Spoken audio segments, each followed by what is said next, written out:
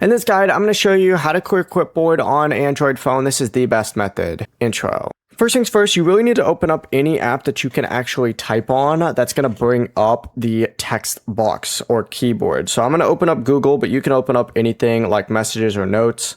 Bring up the keyboard, and what you're going to want to do is select the three-dot menu to reveal more options, but what you're looking for specifically is going to be that clipboard icon. Selected, it's going to redirect you to a page that looks something like this, and once you go ahead and select it, you just need to go ahead and just press and hold on it and hit delete. And if you're trying to clear multiple items, tap the pencil icon and you can hit delete all from there as well after you select them.